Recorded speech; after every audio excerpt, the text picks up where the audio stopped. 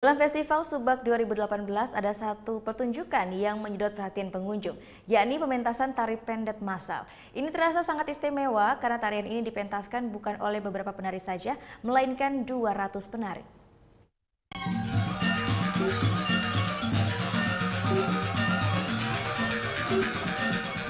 Pembukaan Festival Subak 2018 yang digelar di Desa Bukbuk Karangasem berlangsung meriah.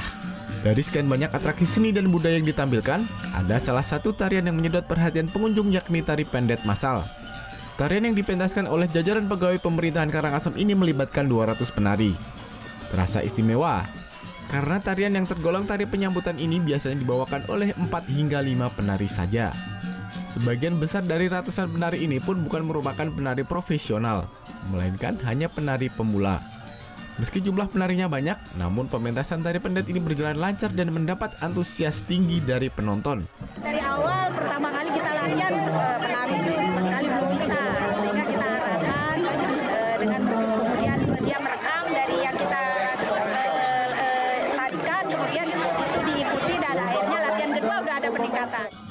Meski sebagian penari mengaku sering mementaskan tarian ini, namun mereka sedikit menemui kesulitan terutama mengatur irama dan kekompakan antara jumlah penarinya yang banyak. Sebenarnya sih cuma sekali aja karena inget-inget aja, tapi kemarin latihannya sudah sampai 4 kalian. Beda, pastinya beda. Kalau banyak kan kita harus gimana caranya biar kompak, kalau sendiri ya diri kita sendiri. Pada awalnya tari pendet merupakan tarian yang dipentaskan dalam upacara keagamaan. Namun seiring perkembangan zaman, para seniman Bali mengubah tarian ini menjadi tarian ucapan selamat datang. Kadek Martana melaporkan untuk NET.